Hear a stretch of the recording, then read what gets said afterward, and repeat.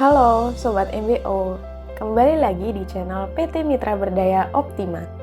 Kali ini MBO akan membahas tentang potensi kerugian dari serangan cyber versus investasi ISO 27001. Mari kita mulai. Yang pertama, bagaimana perusahaan Anda memproses data pelanggan? Apakah perusahaan Anda sudah siap untuk menghadapi ancaman cyber? Karena menurut data yang dirilis Cisco mengenai Cyber Security Readiness Index tahun 2024, hanya ada 12% organisasi di Indonesia yang siap menghadapi resiko serangan cyber.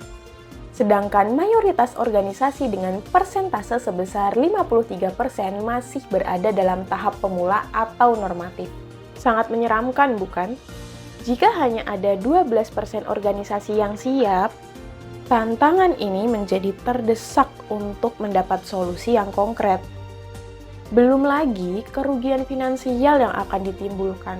Lebih lanjut, dalam data yang dirilis Cisco, taksiran kerugian akibat insiden keamanan cyber sedikitnya 300.000 US dollar atau setara dengan hampir 5 miliar rupiah.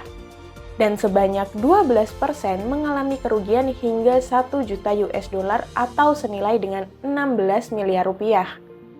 Jika perusahaan mengalami kerugian dengan nilai tersebut, banyak kemungkinan yang bisa terjadi. Mulai dari kehilangan likuiditas yang membuat perusahaan sulit memenuhi kewajiban, seperti membayar gaji karyawan, supplier, hingga hutang. Reputasi perusahaan juga ikut tercoreng sehingga menghilangkan rasa percaya dari pelanggan. Dan yang paling mengerikan adalah ancaman kebangkrutan. Untuk itu, implementasi ISO 27001 sangat diperlukan dan penting bagi perusahaan Anda. Tujuannya untuk menetapkan dan meningkatkan sistem manajemen keamanan informasi. Seperti yang diatur dalam Undang-Undang Perlindungan Data Pribadi tahun 2022, pada pasal 1 ayat 2 disebutkan bahwa melindungi data pribadi merupakan upaya untuk menjamin hak konstitusional setiap orang. Setiap badan publik dan organisasi punya wewenang sebagai pengendali data pribadi. Dalam pasal 36 hingga 38 disebutkan bahwa pengendali data pribadi wajib menjaga kerahasiaan, melakukan pengawasan, dan melindungi data pribadi dari pemrosesan yang tidak sah.